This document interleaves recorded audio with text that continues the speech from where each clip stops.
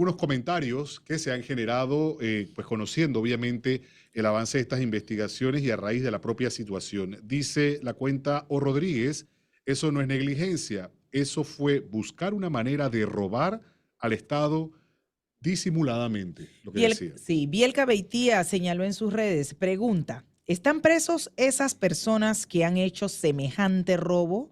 Porque no tiene otro nombre. Ahora salen que no saben quiénes son esos que robaron por tanto tiempo.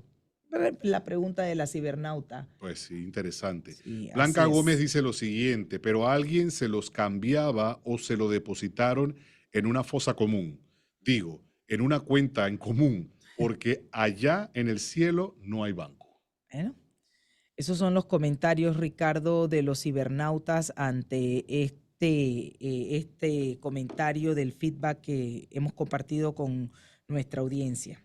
Pero avanzamos, Ricardo. Así es, ya vamos a avanzar con nuestra siguiente entrevista. Se trata pues también de un amigo de la casa, don Ernesto Bazán, quien es economista y vocero además del movimiento Otro Camino, porque, bueno, con relación a los temas de la Caja de Seguro Social y la economía del país, vamos a hablar acerca de estas propuestas que se han presentado en este conversatorio, como se le ha denominado, a este intento de buscar propuestas, de analizar y buscar una viabilidad dentro de ellas para rescatar el programa de invalidez, vejez y muerte y el tema de las atenciones. Así es, Ricardo. Y nos contará ahora nuestro próximo invitado, que es el licenciado Ernesto Bazán, economista y vocero del movimiento Otro Camino, la oportunidad que entiendo le dieron a él para hacer su presentación. Así es que, Bienvenido. bienvenido, cuéntenos.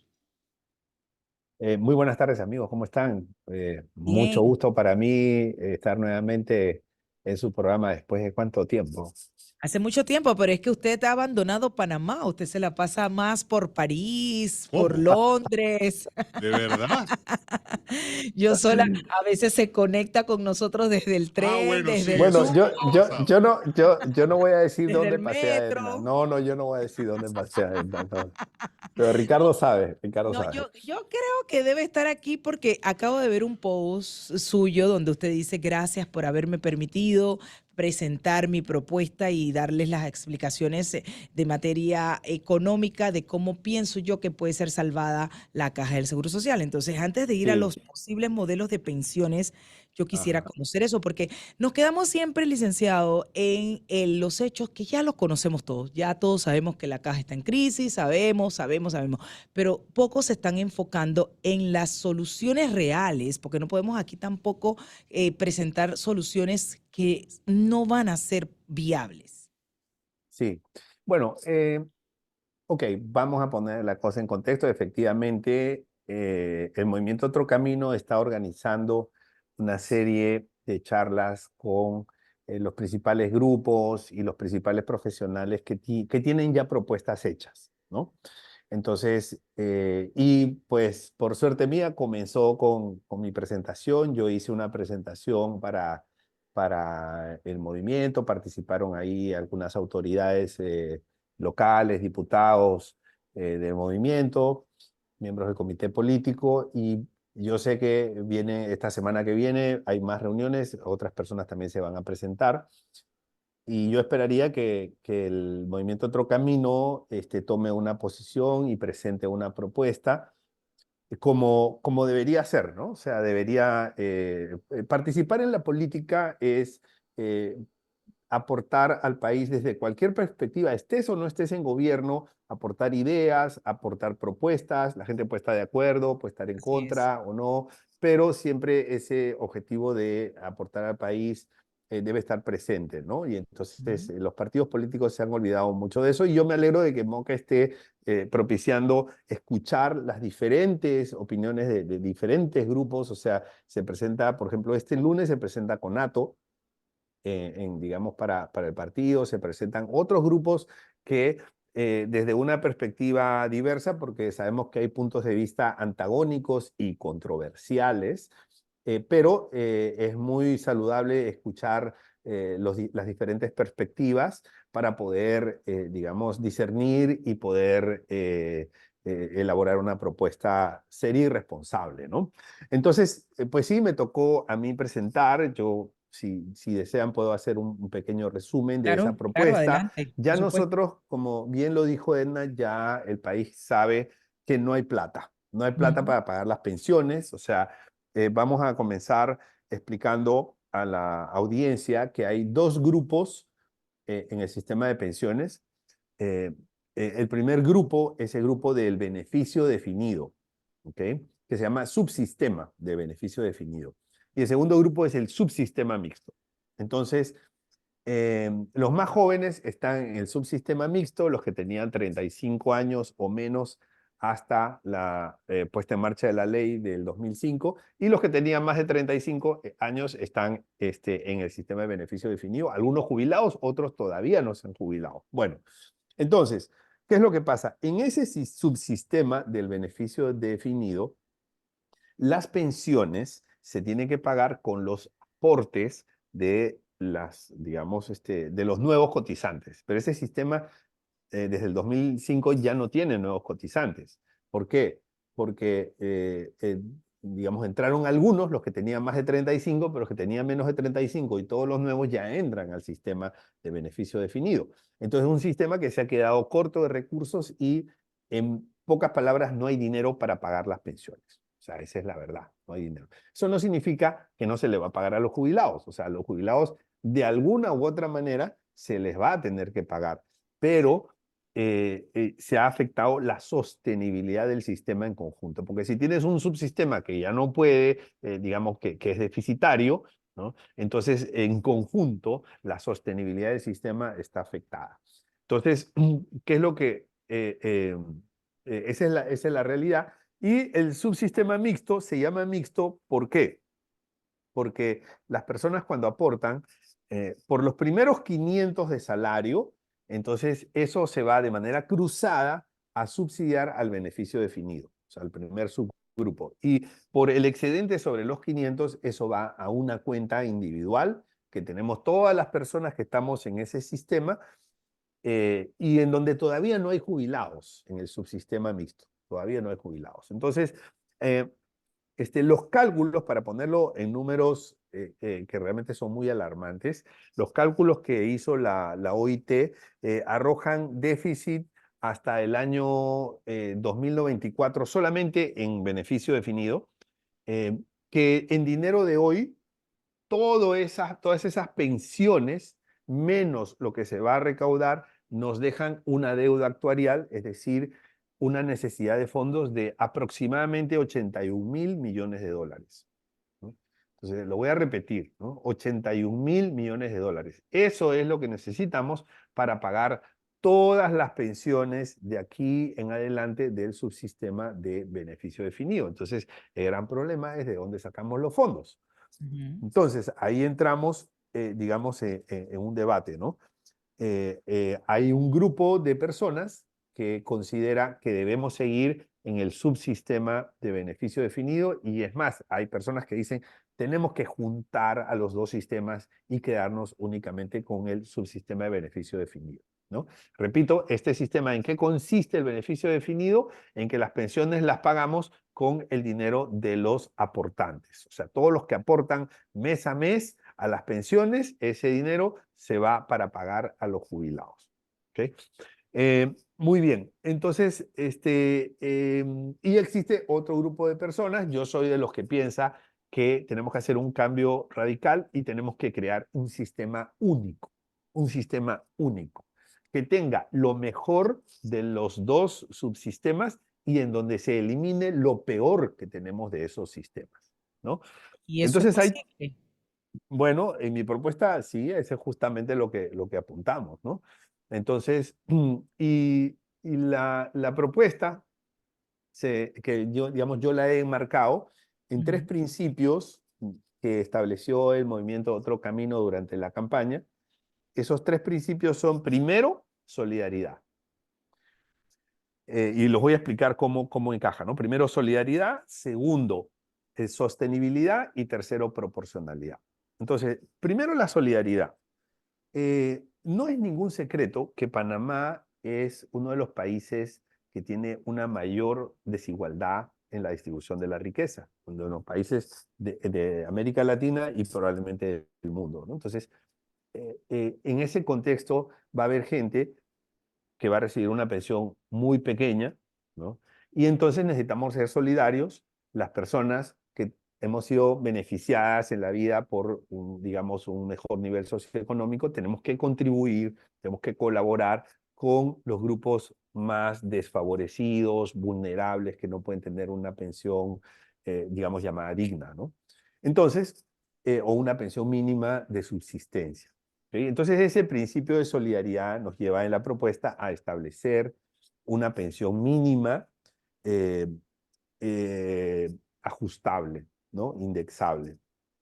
Entonces, pero para eso necesitamos crear un fondo específico para asegurarle esa pensión mínima a las personas. Entonces, en mi propuesta está el establecimiento de una contribución, que recuerden, el dinero lo tenemos que sacar de algún lado, una contribución, pero que sí es muy solidaria. Es el 1 por 1000 de los depósitos bancarios. Es decir, cada vez que a nosotros nos depositen 1000 balboas en nuestra cuenta bancaria, de esos 1000 balboas, un balboa de esos 1000 se van a este fondo, este fideicomiso de uso exclusivo para la pensión mínima que se llama Fondo de Contribución Solidaria.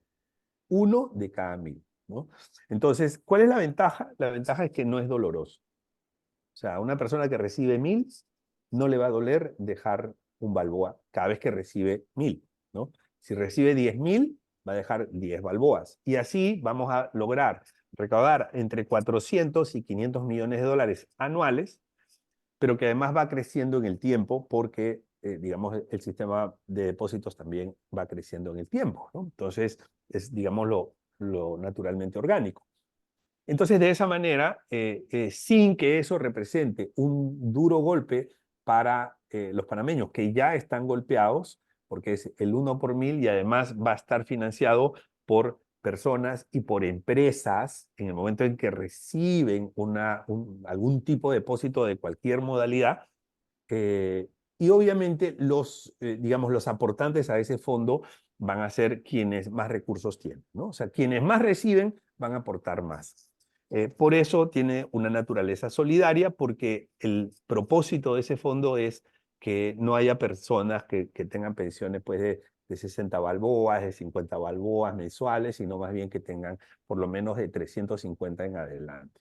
Ese es, digamos, el primer elemento importante de mi propuesta. Un alto ahí, licenciado. Obviamente, Un alto ahí. sí, vamos a hacer un alto ahí, obviamente hay que hacer esfuerzos y hay que sacar una ley, ¿no? Y yo hace unos días pregunté, porque usted dice que lo que no se quiere es que haya personas que tengan pensiones de 60, que se jubilen con $60 y eso. Pero es que las personas se jubilan con el último salario, entiendo, ¿no? Si esa persona ha percibido o ha estado percibiendo un salario mínimo, o sea, ¿de dónde va a salir la plata o quién respaldaría que esa Para que persona sea de mayor. que sea mayor si eso fue lo que ganó toda su vida? Esa es la parte que a mí no me cuadra. A ver, digamos, ¿cómo es hoy día? Hoy día, ¿con cuánto se jubila una persona que está en el sistema de beneficio definido? Porque recordemos que en el mixto todavía no hay jubilaciones. Recién Ujú. dentro de 3 años van a empezar a aparecer las primeras jubilaciones. Entonces, ¿cómo se jubila? Se calcula el 60% de los 10 mejores años de salario. Ujú. ¿Ok? Entonces se promedia cuánto es su salario mensual de los 10 mejores años. Se le calcula eso, el 60%, con un tope de $2.500. Así es como se calcula esa pensión. ¿Ok? Entonces las personas se terminan jubilando, algunas con el 40%, 45%, 50%, algunas con el 80% del último salario. ¿Ok? Ese porcentaje se denomina tasa de reemplazo. Y perdón que me ponga un poco didáctico con esto, Ujú. porque como la ciudadanía, la audiencia va a escuchar mucho, este va a ser un tema de debate en los próximos 2 meses, entonces es bueno hacer un poquito de docencia para que cuando escuchen que la tasa de reemplazo es 60%, que la tasa de reemplazo es 50%, ¿qué cosa es la tasa de reemplazo? Es el porcentaje de tu último salario con el cual te terminas jubilando. Entonces, actualmente es el 60%, pero del promedio de los 10 mejores años de salario. Cuando eso se calcula sobre el último salario, resulta un porcentaje normalmente más bajo que 60, 50, 40, 45, dependiendo de la volatilidad que hayan tenido los salarios, ¿no? Entonces, digamos, hay personas que han tenido salarios sumamente bajos, ¿no? Y esos salarios que han sido sumamente bajos porque los 10 mejores años no han sido muy buenos. Recordemos que hoy en día el salario mínimo está bordeando los 600, pero hace 10 años el salario mínimo no era 600. Entonces, cuando nosotros le calculamos el promedio de los 10 mejores salarios, una persona que no ha ganado mucho o que ha tenido trabajos a tiempo parcial, entonces un salario mínimo a tiempo parcial no es 600, sino es 300, entonces obviamente le sale un monto bastante bajo, ¿no? Sí es posible que salgan las pensiones con montos bajos y podemos encuestar a los jubilados y seguramente nos podrán dar esos testimonios, ¿no? Entonces, pero la idea es que eso no pase, que a ese grupo que es, digamos, que ya ha sido castigado por la sociedad con salarios bajos durante muchos años, en la etapa de la vejez, no siga pasando premura y que se le garantice un nivel mínimo, ¿no? O sea, por lo menos 350 balboas ajustables. Esa es, digamos, la primera naturaleza que cumple con el primer principio, que es la solidaridad. Algunos pueden tener alguna confusión porque al sistema de beneficio definido le llaman sistema solidario. Hay gente que le llama sistema solidario. Ujú. Yo pienso que es un error llamarle sistema solidario porque en el fondo no es solidario. O sea, solidario es cuando los que más tienen contribuyen, colaboran, aportan, subvencionan a los que menos tienen. Pero en el sistema de beneficio definido son los jóvenes los que le pagan la pensión a los mayores. Entonces eso no necesariamente es solidario. Recordemos que la juventud está muy golpeada, el desempleo juvenil es el doble del desempleo normal promedio de la población. Entonces, no necesariamente los que más tienen están aportando y favoreciendo a los que menos tienen. Por eso no hay que llamarle solidario. Entonces, cuando yo planteo, mira, este principio de solidaridad no se refiere a ese sistema, a regresar a ese sistema que estuvo vigente antes del 2005. Se refiere a que los que más tenemos aportemos y contribuyamos con los que menos tienen. Y además no es doloroso. Entonces, esa es la parte interesante, pienso yo, de esta propuesta, porque no es algo doloroso. O sea, yo creo que ninguna persona se va a quejar por aportar el 1 por 1000. Y además es, digamos, tiene un fin bastante noble, ¿no? Que es contribuir con las personas más desfavorecidas del país en su etapa de jubilación. Entonces, el 1 por 1000 yo creo que no va a molestar a nadie. Esa es mi opinión, ¿no? Ahora, desde su punto de vista, bueno, nosotros hemos tenido oportunidad en este espacio de buscar todos los ángulos desde los aportes de los diferentes sectores.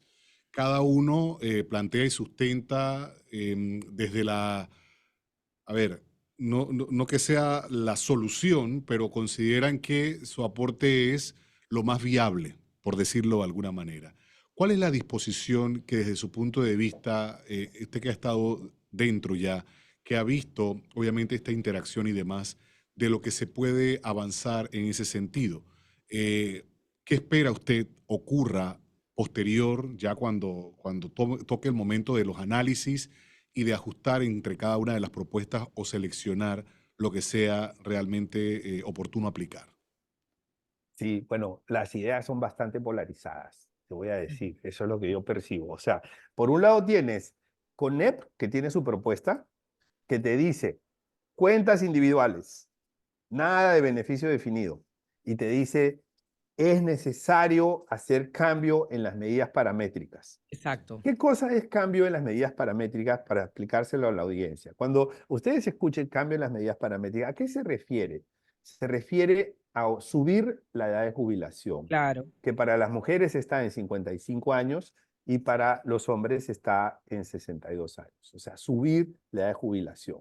¿Okay? Esa es la primera medida paramétrica clásica. Una segunda medida paramétrica es el porcentaje de aporte. ¿no? El porcentaje de aporte, el 9,25, el 4,25%, que son las aportaciones que hacen empleado-empleador, subirlo, que no sea 9,25, que sea 12 o que sea 13 o que sea 14, el número que sea. Entonces, el momento en que se sube esa contribución, obviamente los descuentos para el empleado son mayores y el chen que le llega, digamos, en la cuenta bancaria es mucho menor. Entonces, esa es una segunda medida paramétrica. Y una tercera medida paramétrica es el número de años de aportación, que actualmente es 15. ¿No? Entonces, son 15 años de aportación mínima para poder jubilarse. Entonces, no, tiene que aportar más, 20, 25, porque si no, los números no dan y no aguantan. Entonces, eso es por un lado la propuesta CONEP, vamos a decir la propuesta de derecha, ¿no? Si me permiten el término. Y está, por otro lado, la propuesta de CONATO. Esa es, vamos a decir, la propuesta de la izquierda. Entonces, esa propuesta dice, no, no, no, no, aquí vamos a volver al sistema de beneficio definido, que ellos le llaman solidario, pero no es solidario, en mi opinión. Entonces, esa es la propuesta, vamos a volver a beneficio definido. Y en beneficio definido no vamos a aceptar cambio en las medidas paramétricas porque eso no tiene sentido y porque tenemos otras formas de poder salir adelante. Entonces, como podemos ver, ahí hay dos grandes diferencias del modelo que se escoge, cuentas individuales versus beneficio definido o sistema de reparto, que también se llama así, y cambio de medidas paramétricas versus la otra posición radical que dice no cambio en las medidas paramétricas. Ok, ahora si me permiten, en mi opinión, ¿qué es lo que pasa con las medidas paramétricas? Hoy en día yo no considero que las medidas paramétricas sean convenientes para la estabilidad social del país. Eh, ¿Por qué? Porque hoy en día cuando nosotros, digamos, analizamos sociológicamente el estado de ánimo del panameño, eh, es un estado de frustración y además de indignación. De frustración porque no hay empleo, porque la economía no va bien, porque el costo de vida está carísimo, y por otro lado de indignación porque hemos visto auxilios económicos a personas que no necesitaban, cirugías estéticas con el dinero, digamos, del Estado, que es el dinero de todos, hemos visto despilfarros a doquier, ¿no? Y no solo de la última administración, se pronunció mucho en la última administración, pero también ha sido de administraciones anteriores. Entonces, el panameño está molesto, ¿no? Hay un término que no puedo decir en la radio, pero el panameño está molesto, ¿no? Entonces, y Claro lo que sí único se que puede necesita... decir. ¿Ah? Claro que sí se puede decir, el panameño está cabreado. Bueno, ya. Esa es Lo la ayudé, lo realidad. ayudé, lo O sea, ayudé. me ayudó, gracias, Edna, gracias. Bueno, es que esa es la realidad. Entonces, cuando eso pasa, lo único que se necesita es un motivo para que haya una revuelta social. Lo único que se necesita es un motivo.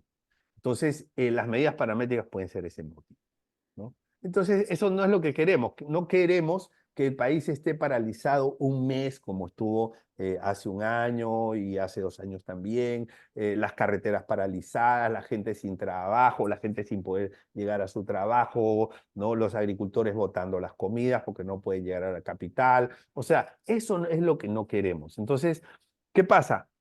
En la mente del panameño de a pie, cuando tú le dices, vamos a subirte las medidas paramétricas, es decir, te vamos a descontar más. Y el panameño dice, ah, yo veo en las noticias y escucho el programa de Edna y de Ricardo que dicen que no hay plata para pagar a los jubilados. Entonces, ahora me van a descontar más y dentro de 30 años, cuando yo me jubile, me van a decir que no hay plata y la plata va a desaparecer así como ahora. Esa plata es para la corrupción, esa plata es para el despilfarro, esa plata es para que se la roben. Entonces, ¿a costa de mi bolsillo? No, dice el parámetro, ¿no? O sea, entonces no hay confianza. Entonces, en mi opinión, hay que recuperar la confianza y después de recuperar la confianza, en una segunda etapa sí podremos entrar a una implementación de medidas paramétricas que sirvan exclusivamente para mejorar la pensión del afiliado. Entonces, mi propuesta consiste en un sistema único que tenga aportes individuales. Esos aportes individuales se financiarían con de esta manera, ¿no? Primero, a través de un mecanismo que ha funcionado muy bien en Chile, Perú, México, Colombia, que se llaman bonos de reconocimiento, ¿no? Es decir, al pasar a un sistema único, al tener cada persona un fideicomiso, una cuenta de fideicomiso que ni siquiera el propio Estado puede tocar, es un fideicomiso intangible, totalmente inalienable, entonces el Estado le incorpora a ese fideicomiso un bono de reconocimiento. ¿Qué cosa es ese bono de reconocimiento? Es un pagaré en donde el Estado le dice, el día que te jubiles, este pagaré te lo voy a hacer efectivo en esta cuenta, ¿no?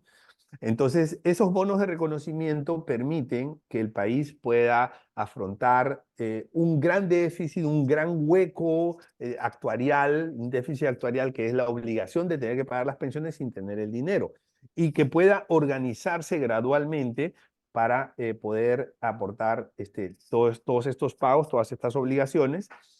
Y cuando se hace efectivo, con ese dinero del fideicomiso, entonces se establece una pensión. Ahora, ¿qué pasa? Los que están en el beneficio definido, se les da una cuenta individual, que es una cuenta de fideicomiso, se les da un bono de reconocimiento. Y a los que están en el sistema de beneficio mixto, que ya han venido aportando, entonces se les revela, porque a nadie le ha dicho, bueno, a muy pocos, o no sé a quiénes, les han dicho cuánto dinero tienen en su cuenta de aporte. Yo no sé si Ricardo y Egna saben cuánto dinero tienen en su cuenta, digamos, Para nada. de aportaciones, ¿no? O sea, no hay un revelamiento de esas cuentas como debería existir con Yo un Si estado de tengo, acaso unos cuenta. años fui a preguntar cuántas cuotas tenía y resultaba que estaba sí, adelantado. Yo estoy bien yo no he avanzado con las ido a cuotas. verificar lo de las cuotas, Sí. pero sí tengo lo del CIACAP, licenciado Bazán. Pero, Ajá. yo he escuchado personas que lo retiraron Tú lo porque puedes ya no retirar. trabajan en el Sí. gobierno. Y Tú nada créanme, más pides la carta de la yo he ido institución y 2 veces y no me han querido dar mi plata. Me dicen que me tengo que jubilar. ¿cómo? ¿De verdad? Que tengo que, a la edad de jubilación es que me dan Ya yo en dos mi vueltas he plata. sacado plata de ese. No, no, mira que no, a mí no. 2 veces Claro, he ido, pero el asunto es que hoy en día nadie sabe cuánto dinero tiene en su cuenta del sistema ¿no? mixto, ¿no? A pesar de que son aportaciones que tienen un uso individual, un propósito individual. Entonces hay que recuperar y revelarle a cada persona cuánto tienen en cada una de sus cuentas. Y por los primeros 500 que le han estado descontando para subsidiar el sistema de beneficio definido, hay que darles un bono de reconocimiento también por esos aportes de los primeros 500. El Estado es quien tiene que reconocer eso. El Estado es quien tiene que pagar eso. ¿Ok? Entonces ahí tenemos que los dos grupos entrarían a un sistema único en donde hay un fideicomiso, en algunos casos con un bono de reconocimiento y en otros casos con efectivo y bonos de reconocimiento para los que vienen del sistema mixto. A partir de ahí empiezan a hacer todos sus aportes individuales. Cambio en las medidas paramétricas, lo dejamos libre. O sea, las personas em, se van a dar cuenta que no les va a convenir jubilarse a tan temprana edad. O sea, porque si se jubilan muy pronto, la pensión, como la esperanza de vida ha aumentado, o sea, en el año 1950 la esperanza de vida era 47 años. Hoy en día la esperanza de vida para las mujeres es 80 años y para los hombres es 73,6 años. Porque Entonces, las como la mujeres vivimos esperanza, más, doctor. claro, como la esperanza de vida ha aumentado, la pensión se ha achicado, porque es Ujú. el mismo dinero acumulado de los aportes que se tiene que repartir entre una mayor cantidad de meses. Entonces a las personas les va a decir, no, no me conviene jubilarme ahora, mejor sigo trabajando un par de años más, 5 años más, sigo trabajando y me voy a poder jubilar con una pensión mejor. Ahora, habrá otras personas que incluso se pueden jubilar anticipadamente y puede decir, mira, ¿sabes qué? Ya nuestros hijos se fueron con sus familias, nos hemos quedado los dos esposos, quiero ayudar a mi esposo en su negocio, quiero dejar de trabajar en el sector privado, sector público, quiero dejar de trabajar, quiero irme a estar con mi esposo y prefiero jubilarme con poquito, no hay problema, pero voy a estar, digamos, en ese ambiente familiar, en el negocio de mi esposo, ahí no tenemos tantas necesidades, entonces el esquema que yo propongo es un esquema de jubilación a edad flexible. O sea, cada persona es un mundo aparte. Entonces, digamos, creo que es un error que no deberíamos cometer establecer una edad obligatoria de jubilación. El que se quiere jubilar más temprano se va a jubilar con un monto más pequeño. El que se quiere jubilar más tarde se va a jubilar con una mejor pensión. Dejémoslo a las personas que elijan, ¿no? En la propuesta también está un sistema de aportación flexible.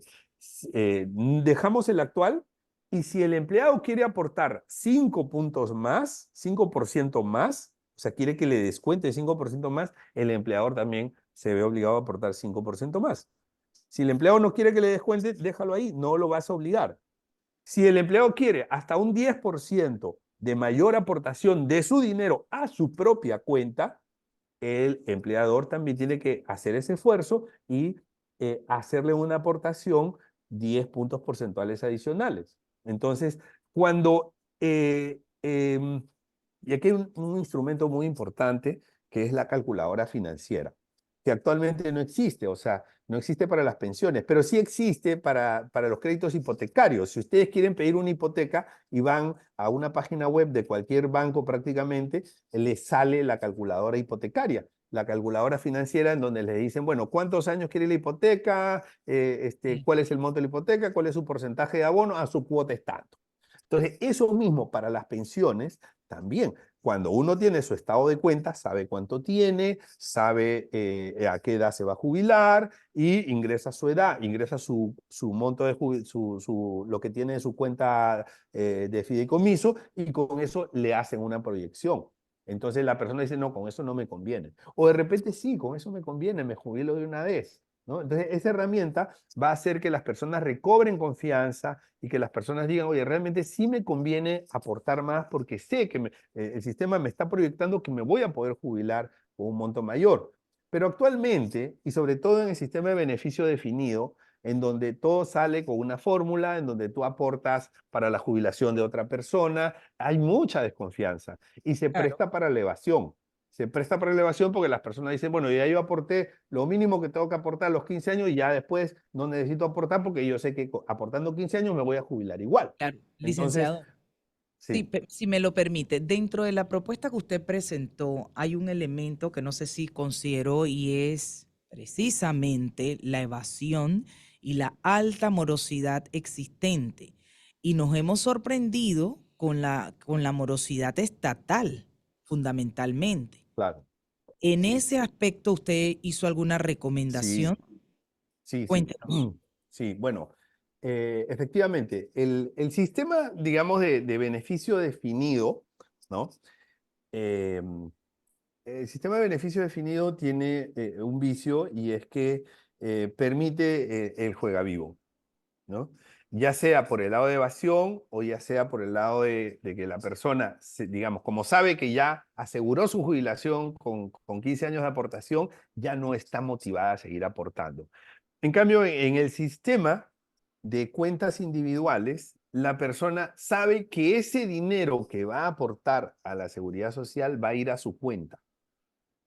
Claro, obviamente, siempre y cuando se cumpla con la emisión de los estados de cuenta, así como los estados bancarios que tenemos todos nosotros en nuestras cuentas bancarias, ¿no? Entonces la persona sabe y va a estar viendo cuánto dinero recibió este mes, cuánto le descontaron este mes, cuánto ganó de intereses, o sea, todo eso. Y entonces la persona sabe de que esos descuentos que le hacen por las aportaciones y que de alguna manera, digamos, es lo contrario de la evasión, le va a terminar beneficiando, ¿no? Entonces, desafortunadamente el sistema de beneficio definido se presta para esas vivezas, desafortunadamente. Ahora, hay algo muy cierto que dices y es que hay malos empleadores que le descuentan a sus trabajadores y no lo aportan, ¿no? Pero como no hay un estado de cuenta, el empleado ni se entera, no sabe que no se han hecho las aportaciones porque no lo logra ver en su estado de cuenta, ¿no? Entonces, para esos casos, yo he considerado primero que, digamos, que haya esa transparencia en los estados de cuenta, eso tiene que funcionar muy bien. Segundo, tiene que haber penas muy severas para los empleadores que cometen esa práctica de descontar y no pasar los fondos al Seguro Social. Eso, en mi opinión, califica como lavado de activos, porque es un acto ilícito descontarle a una persona y retenerle ese dinero. Ese dinero, o sea, el empleador es simplemente un agente de retención. Entonces, es un acto ilícito quedarse con ese dinero. Y si ese dinero lo tiene en alguna otra cuenta bancaria, ya lo incorporó al sistema financiero, eso es lavado de activos. Entonces, las penas por descontarle a un empleado y no remitirlas a Seguro Social deben ser consideradas como un delito de lavado de activos. Esa es mi opinión. Cuando eso pase, y ustedes saben que las penas por delito de lavado de activos son severas, no solamente por Sí, el lado penal, sino que los bancos te cierran todas las cuentas. claro. Cuando eso pase, va a haber una mayor probabilidad de que no termine ocurriendo que digamos, los que descuentan después no terminan pagándole al Seguro Social. Y Mm, para el caso de las entidades estatales, tiene que haber una pena sobre las personas, sobre los responsables. claro. Porque si no hay una pena sobre los responsables, al Estado no lo podemos meter preso. Ujú. Pero a la persona que tenía que haber hecho esa transferencia de fondos, como, digamos, servidor público, sí la podríamos meter presa. Entonces, si no tenemos esa, digamos, por lo menos esa normativa, pues va a seguir pasando este desorden. Otra cosa más que tiene la propuesta mía es que el sistema de pensiones pase a una supervisión de la superintendencia de bancos, ¿no? ¿Por qué? Porque cuando tú observas bien qué es lo que sucede en otros países, casi todos los países de Latinoamérica, o todos, tienen un regulador de pensiones, ¿no? Tienen un regulador de pensiones. Y en Panamá no tenemos un regulador de pensiones.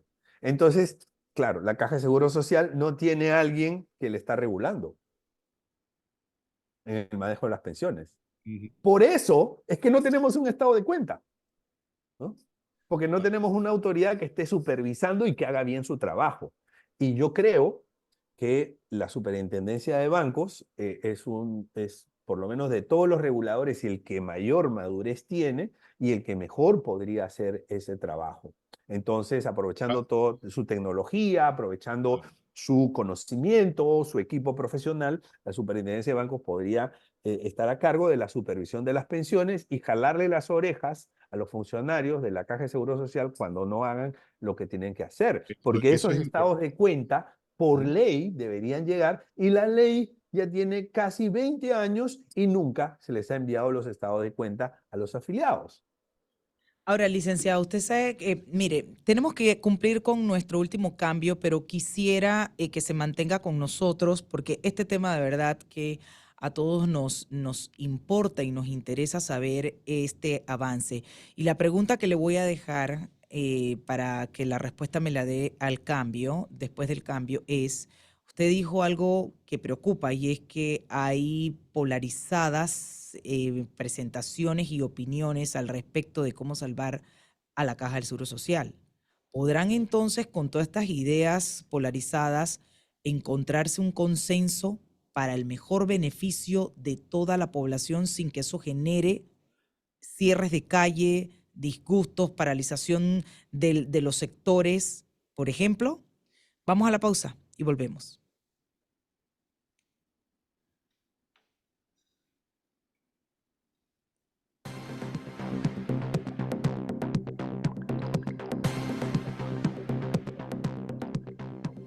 Los temas que se necesitan profundizar continuarán en breve en Es Cuestión de Ley.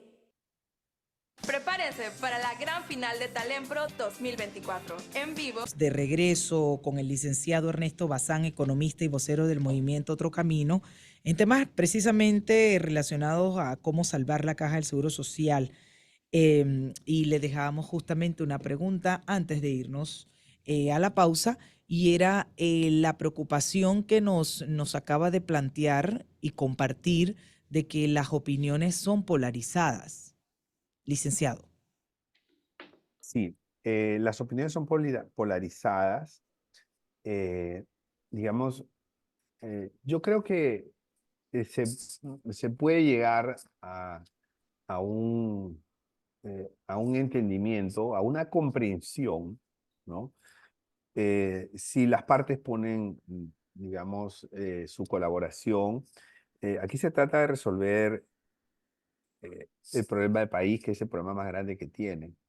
Entonces, no creo que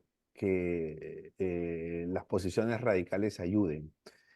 Y a mí me parece, por ejemplo, que los dos bandos extremos tienen cosas interesantes. O sea, yo creo que la propuesta de CONEP que nos menciona las cuentas individuales, a mí me parece que es la mejor forma porque de esa manera nunca más vamos a tener un hueco actuarial y una deuda que tengamos que dejar a las generaciones siguientes, ¿no? Porque las pensiones ya tendrán una fuente de fondos, que serán las cuentas individuales. Actualmente en el sistema de beneficio definido, las pensiones hay que pagarlas, pero no tenemos los fondos. Entonces, pero no me parece una buena idea de CONEP el establecimiento obligatorio de las medidas paramétricas, ¿no? El cambio de las medidas paramétricas, el cambio, subir la edad de la jubilación, por lo menos no en esta etapa. Más adelante, cuando se recupere la confianza, eso podría suceder. Y en el caso de CONATO, la propuesta de CONATO también es interesante que ellos planteen que no es conveniente la implementación de cambio de paramétricas. O sea, eso yo rescato. Pero no estoy de acuerdo en que no pienso que sea una buena idea volver al sistema de beneficio definido, porque lo único que haría sería agravar el problema, postergarlo y que dentro de 10 años estemos volviendo a tener una crisis de cómo hacemos para pagar las pensiones, ¿no? Entonces, el sistema de beneficio definido es un sistema que no es sostenible porque la esperanza de vida ha aumentado, cada vez hay más jubilados, las personas estamos viviendo más, es buena hora, ¿no? Pues alegrémonos de que estamos viviendo más. Em, y también el nivel de informalidad es cada vez mayor, o sea, estamos en un nivel de informalidad del 47.4%, más un 7.4% de desempleo. Entonces, el nivel de, digamos, de aportación es muy reducido como para poder cubrir, por lo tanto es deficitario, por lo tanto las pensiones se pagan con deuda. No estamos en condiciones de comprometernos a pagar pensiones con deuda. Pero yo creo que si cada una de las dos posiciones se olvida de sus, digamos, radicalismos y piensa en una solución para el país, lo importante no es que la idea de cada grupo prevalezca, lo importante es que haya una solución. Entonces, si eso ocurre, ojalá podríamos tener digamos, un punto de consenso, ¿no? Pero si las ideas de cada grupo van a ser más importantes que la solución para el país, entonces desafortunadamente vamos a tener confrontaciones que pueden llegar a mayores, ¿no? Una última, bueno, nos quedan unos minutos nada más antes de, y sería interesante hacer ya una reflexión hacia el país, hacia la ciudadanía, de que este ejercicio está marcando un punto importante, un punto en el que ya tocaba, ya era una decisión demorada el tomar acción y de alguna manera se ha involucrado, salvo algunos sectores que dicen no nos tomaron en cuenta, no hemos sido escuchados u otros que dicen nos involucramos porque no nos decían nada, como el gremio médico, que es lo que ha planteado. Que todavía hasta hoy formalmente no hubo una invitación, pero participaron. A que este es un ejercicio que se está haciendo y que al final nos beneficia y afecta a todos. Y que la solución que se busque o la alternativa que se busque como solución en este momento, pues lo que busca es de alguna manera blindarnos, cuidarnos y que en el mejor de los casos también se tome la decisión bajo los intereses de la mayoría, que es lo más importante. Eh, sí, digamos, yo he escuchado esos comentarios que muchos dicen, pues no nos han tomado en cuenta, pero hay algo muy cierto, ¿no? O sea, el, eh, el señor Bustamante, que está dirigiendo esta mesa de diálogo, que es el facilitador de esta mesa de diálogo, ha dicho de que va a recibir las propuestas de cualquier persona que quiera presentarlas hasta hasta el 31 de octubre, me parece. Entonces, y yo creo que todas las personas que de alguna manera podemos hacer un aporte, eh, independientemente que nos hayan llamado o no a dialogar en las mesas, si podemos hacer un aporte, vamos a elaborar un documento y presentar ese documento, ya sea a nivel gremial, ya sea a nivel personal, profesional, de cualquier forma. Si tenemos esa posibilidad, lo podemos hacer. Y bueno, esperemos que eso pueda también alimentar la propuesta final, porque recordemos que todo esto llega hacia las instancias del Poder Ejecutivo y ahí se elabora una propuesta que es enviada a la Asamblea, ¿no? Entonces, la buena noticia es que todos tenemos la oportunidad de poder presentar.